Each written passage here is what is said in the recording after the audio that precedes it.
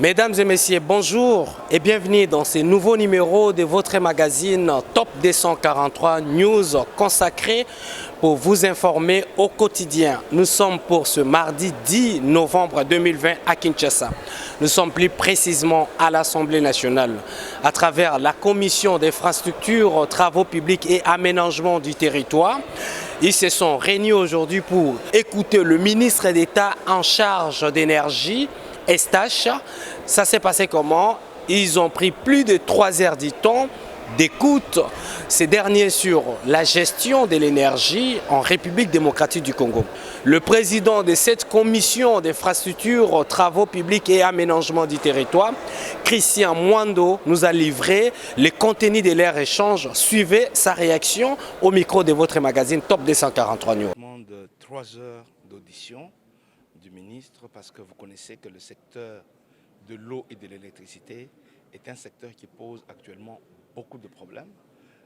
Des quartiers entiers font jusqu'à 2 mois sans eau et les coupures d'électricité sont quotidiennes. Donc aujourd'hui, il était important que les élus du peuple, sous l'instigation du bureau de l'Assemblée nationale, puissent entendre le ministre d'État en charge des ressources hydroélectriques et de l'électricité et pouvoir apporter des solutions idoines pour des recommandations pour que cette question soit définitivement réglée. Nous sommes tellement préoccupés par la situation difficile, particulièrement à Kinshasa, dans laquelle l'absence d'électricité et d'eau plonge la population dans la désolation.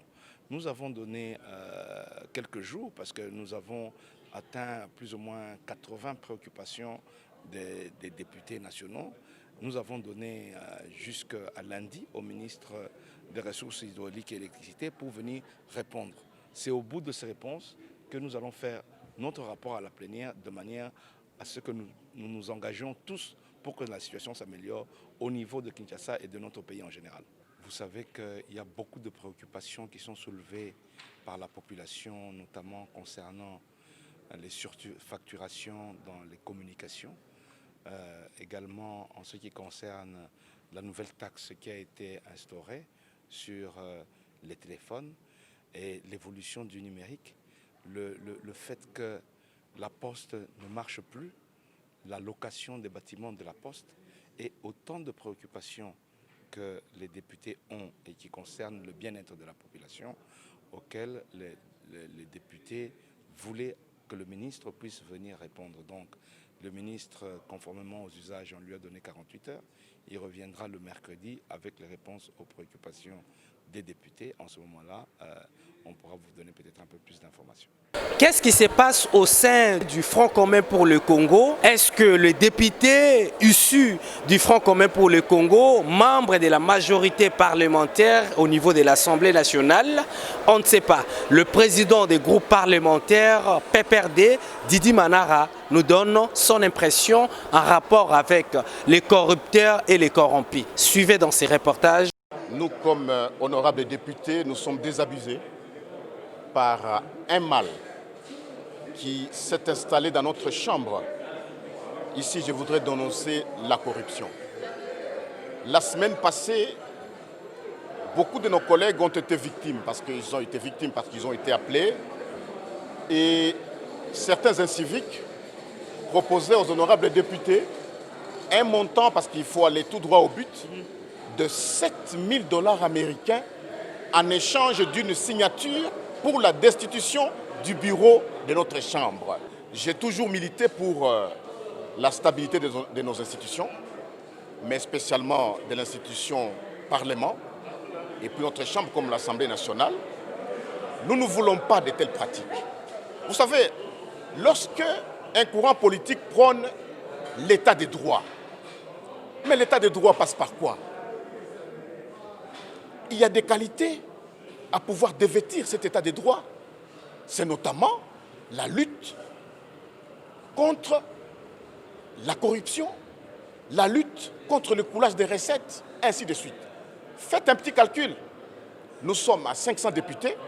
Lorsqu'un courant politique veut avoir la majorité parlementaire, comme on dit, Ils veulent que la majorité parlementaire puisse basculer, puisse quitter du FCC à un autre courant. Mais c'est impossible. C'est le peuple qui choisit, c'est le peuple qui donne la majorité à un parlement. Et le peuple s'est déjà prononcé, c'est une fois pour toutes. Lorsqu'un courant politique veut avoir une majorité, ce courant doit attendre les autres élections. Donc, lorsqu'on donne 7 000 $, 7 000, je dis bien, à un député, multiplier les 7 000 par 500 députés, à supposer qu'ils veulent avoir toute l'Assemblée. 7 000 fois 500, ça fait 3 500 000 $ américains, chers collègues, qui ont été déboursés. Parce que certains collègues ont eu ça et nous avons des preuves. Le moment venu, nous allons les brandir. Vous savez, nous saluons l'avènement de la nouvelle technologie de l'information et de la communication. Nous avons des preuves. Pendant que les policiers sont impayés, pendant que les militaires sont mal payés, pendant que les enseignants sont mal payés, pendant que la vie se dégrade du jour au jour, on débloque de l'argent tout simplement pour avoir une majorité factice au niveau de l'Assemblée nationale. Et ça, c'est une solution impossible. Je vous signale ici avec conviction qu'ils n'auront jamais cette majorité au sein de cette chambre. Jamais. Ceux qui ont des oreilles pour entendre, il faut qu'ils entendent ça. Parce que, chers frères, la loyauté est de loin au-dessus de la corruption. Les députés FCC, ceux qui sont allés, ceux qui ont été victimes de cette imagination, ils sont revenus. Ils sont revenus et le moment venu, nous allons le prouver. Donc, cette majorité qu'ils cherchent, une majorité factice, n'aura pas lieu.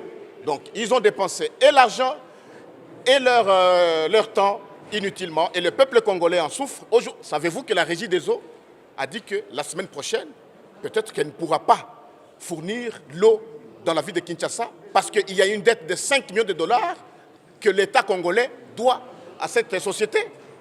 C'est extrêmement grave et nous les dénonçons, nous venons de les dénoncer au niveau de la Chambre et nous les dénonçons devant la presse. Toujours dans le cadre de vous informer, la question se pose sur les différentes toiles d'araignée. Le député national Jean-Pierre s'est rendu pour ce 10 novembre 2020, Palais de la Nation, pour consultation nationale lancée par le président de la République. La question se pose. Le député issu du PPRD s'est rendu à cette consultation pour quelles raisons? Tentative de réponse dans ces reportages non commettés. Oh, ben écoutez, je crois que pour ceux qui connaissent l'histoire, les frères, nous sommes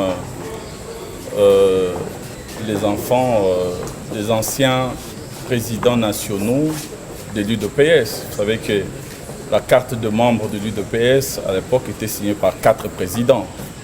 Étienne Tshisekedi, Frédéric Kibassa, Maliba, Marcel Liaou et Vincent Mbouankiem.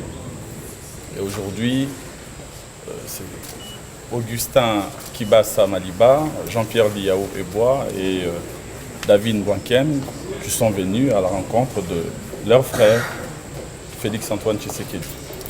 Écoutez, il faut d'abord dire que nous sommes venus à la rencontre du président de la République pour 2-3 raisons. La première, c'est que d'abord, ainsi que je l'ai dit tantôt, nous sommes les héritiers d'un esprit, les héritiers d'une philosophie, d'une vision, celle de l'avènement, du combat pour l'avènement d'un état de droit. Nous devons aussi dire que le pays est en danger face au péril, face aux souffrances sociales de notre peuple. Il n'y a pas d'autre alternative que le dialogue. Le dialogue est une vertu essentielle qui concourt à la bonne marche de toute république. J'invite ceux de responsables politiques qui hésitent encore à regarder les réalités en face. Que les responsables politiques apprennent à descendre le vitre de leur 4x4 teinté pour regarder les réalités en face. Le pays va mal. Il faut agglutiner les intelligences. il faut rassembler les énergies. Je m'adresse à tous les acteurs politiques, toute obédience confondue. Je dis tout simplement, regardez sur la toiture de la maison Congo, il y a de la fumée. N'attendez pas de voir du feu pour venir l'éteindre. Cherchez le foyer du feu là où il y en a déjà dans la maison parce que la fumée indique déjà qu'il y a du feu quelque part. Un petit foyer qui risque d'embraser la maison. Et donc nous pensons qu'il faut du pragmatisme, qu'il faut que chacun puisse prendre au sérieux ce qui se passe dans le pays et agir en conséquence. Je dirais que pour ceux qui vont certainement me poser la question de savoir pourquoi je suis là en tant que député PPRD, parce que je sais beaucoup disent que moi je suis député du FCC, comment je me retrouve là. Je voudrais répondre tout simplement que je me sens très bien dans ma peau de patriote et d'homme libre. Il ne faut jamais, mes chers amis, jamais s'excuser d'être républicain. Je considère que là où se discutent des problèmes des Congolais, les problèmes du Congo, là où se joue les saluts de la nation, moi en tant que député national, élu du peuple, je me dois d'être là. Parce que mon seul objectif, c'est le bien-être général. Mon sort personnel ne compte pas. Quand on veut sauver la patrie, quand on veut sauver la nation, il faut savoir se départir de ses intérêts mesquins, personnels, privés. Ça ne compte pas. Mon sort personnel ne compte pas. Je suis venu en tant que député PPRD. Je sors du palais de la nation en tant que député PPRD. Je suis député de la nation. Je reste député de la nation. Rien ne change. Ici, il n'y a pas une opération de débauchage. Le chef de l'État est en train de recueillir les avis et les propositions des uns et des autres, afin que, en tant que garant du bon fonctionnement des institutions, qu'ils puissent prendre des décisions qui soient en phase avec ce que pensent les Congolais. Un point, un trait. Merci pour votre fidélité, pour la confiance que vous accordez à la rédaction Top 243 News, mesdames et messieurs. Nous sommes très heureux de vous présenter ces nouveaux numéros de votre magazine Top 243 News consacré à l'actualité générale en République démocratique du Congo. Nous vous avons fait part de différents points d'actualité traités au sein de la rédaction. Vous avez suivi les différentes réactions en rapport avec différentes questions d'actualité sur le plan national. Merci pour votre fidélité. Mais avant de nous quitter, abonnez-vous massivement, partagez nos liens avec vos proches. À nous revoir très bientôt. D'ici là, portez-vous bien.